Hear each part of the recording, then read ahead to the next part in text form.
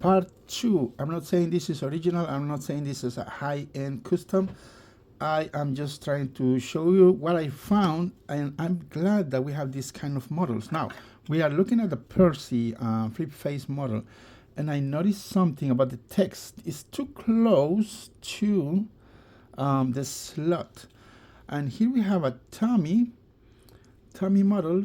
See, it's not on the edge of the slot.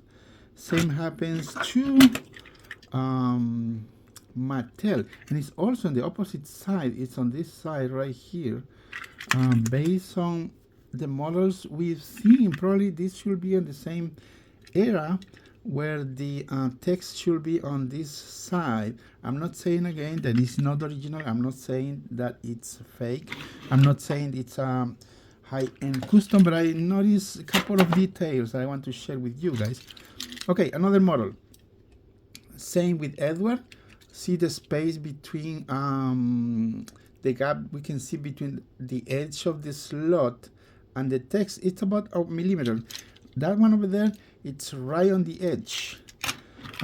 Same with we have James, and you can check your own engines. All of these have the same.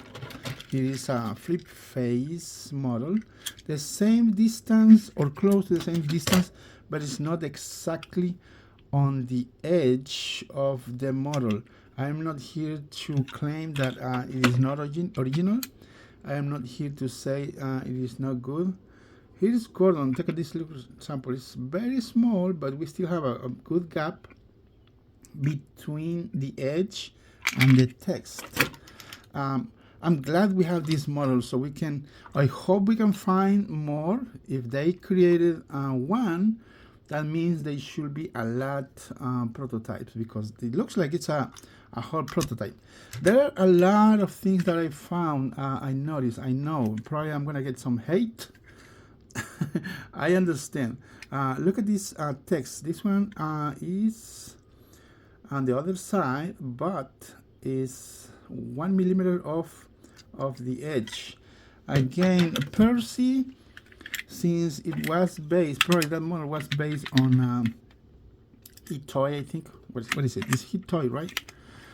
Should be in the same range and the same design, and should have the text on this side, but why is right on the edge? I don't get it. Probably I should not talk about the next. I wanted to make another video, but we're gonna go ahead and jump on details. Now, look at the coil bunker. A lot of details. There's bigger pebbles. Tomy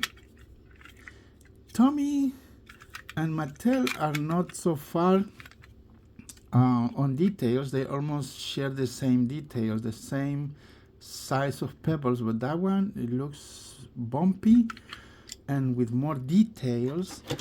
I have another Percy here. Same look with the pebbles. I don't know why, but the pebbles look so crisp. They don't look, it's not the paint, because they use very fine paint. And look at this round shape on going to the edge of the model. On these three different models is the same, but that one definitely looks not like these models. Here we have a Revolution look. Okay, I'm not here to say this is not original. I'm not here to say it is fake or prototype, but it's kind of, I mean, I found a lot of details that I want to show. I am not a designer. I don't claim to be a designer, even though I create a lot of shells and everything. But I noticed there's so many things. The casing, I mean, the motor block looks good, really good.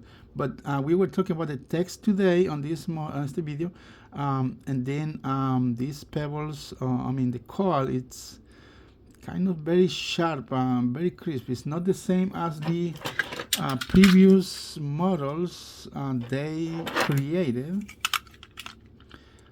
Definitely, I know it's a prototype. I know it's already finished model. I also noticed the person who posted in previous comments, he said most of these big products he get it from eBay, from a little Chinese page. I don't know about that, but anyways, but that's what the comments say. I hope you get your conclusions. I want to know your comments because I see the text is kind of, different. The text should be narrow and cover from this end to this end maybe, and see over there it's spread widely, so it's way too much.